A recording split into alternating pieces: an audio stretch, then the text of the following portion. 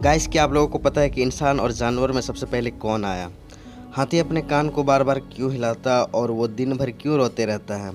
और चमगादड़ उल्टा क्यों लटके रहता है? ऐसे ही इंटरेस्टिंग फैक्ट जानने के लिए बने रहिए हमारे वीडियो के अंत तक। तो चलिए शुरू करते हैं।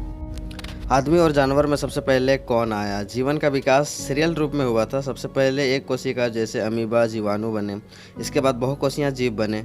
जीवन के विकास पहले पानी में अर्थात समुद्र में हुआ, इसके पश्चात जमीन पर। मनुष्य के विकास तो जीवन की उत्पत्ति के लाखों करोड़ों वर्ष बाद भी हुआ था। हम कह सकते हैं कि जानवर इंसानों से करोड़ों साल पहले आ गए थे। दिन भर रोते और कान को हिलाते रहते हैं हाथी। आपने हमेशा देखा होगा कि हाथी दिन भर अपने कान हिलाते रहता है।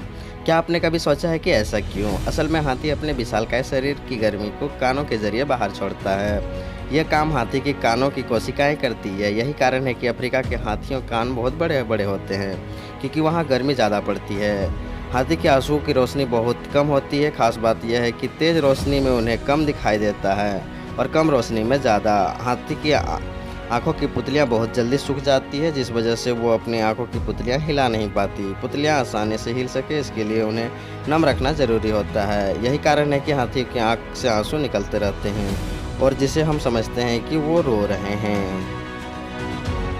चमगादड़ उल्टे क्यों लटकते हैं और वो गिरते क्यों नहीं हैं? इसका कारण ये है कि उल्टा लटके रहने से चमगादड़ बड़ी आसानी से उड़ान भर सकते हैं। अन्य पक्षियों की तरह वो जमीन पर उड़ान नहीं भर सकते, क्योंकि उनके पंख भरपूर मदद नहीं देते। इसके पिछले पैर इतने छोटे होते हैं कि अविकसित होते हैं कि वो दौड़कर गति नहीं पकड़ सकते। चमगादड़ आमतौर पर अंधेरी गुफाओं में दिन भर आराम करते हैं, सोते हैं और रात को निकलते हैं। सोते हुए गिर नहीं जाते। इसका कारण यह है कि चमगादड़ के पैरों की नसें इस तरह से विकसित है कि उनका वजन उनके पंजों की मजबूती के साथ पकड़ने की मदद करता है।